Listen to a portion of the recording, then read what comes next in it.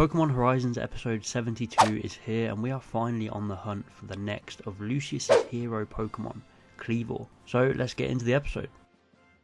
So after a solid lead from Perrin, the gang head up this mountaintop to search for Kleavor, where Perrin managed to snag a pretty good head-on photo of it. So naturally this episode was all about tracking down this Pokemon, searching out for any clues that they can.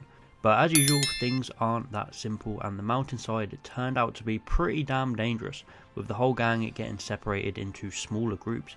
I did enjoy the dynamic between Freed and Perrin in this one, with Perrin basically calling Freed crazy for letting these kids go off on this dangerous adventure.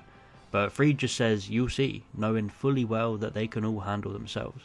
This mountain had a bunch of strong Pokemon. They initially get split up when Roy falls down this giant hole, and then they get attacked by a bunch of Houndour and Houndoom. I did enjoy just how many Pokemon they had to overcome in order to keep going. It felt like there was some real stakes here. Freed takes to the skies, Liko gets separated on her own, and Dot and Perrin are stuck together trying to deal with this annoying Trevenant. And speaking of Dot, she was fantastic in this episode, telling Perrin that she used to just be cooped up, but now she works extra hard so she can catch up to everything she's missed out on. She also had some great plans in this episode, linking up with Growlithe to take down Trevenant, and also double checking the photo of Kleavor to actually understand what kind of trees and rocks are around where the photo was taken. She was excellent as always. Liko finds these giant slashes on a tree, and it shows the damage that this man Kleavor can deal out. I absolutely loved this Pokemon in Legends Arceus, and they are setting him up to be a powerhouse here, so I really hope he delivers next episode. But just like Dart, Liko had a decent impact in this episode, using her Hattrem to search out the mountain and see if there's any hatred or anger. She assumed because of the slashes that Kleavor is probably in pain, but apparently not. Hattrem didn't sense anything. I think maybe Kleavor is just looking for a fight. It's looking to flex his muscles, and it just enjoys battles. So I think that might be the way to win it over. Roy had some troubles to deal with as well. After escaping the hole, he comes across Amandabuzz and Shiftry, weirdly working together and just coming at Roy.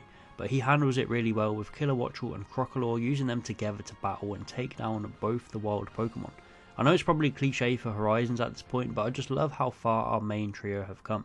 They don't need no fuss anymore, they just get on with things and are able to deal with these problems themselves. The character development in that third arc really did wonders for them. So after overcoming each of their individual battles on this mountain, the gang reunite where the photo was taken, at the rock with all the claw marks in.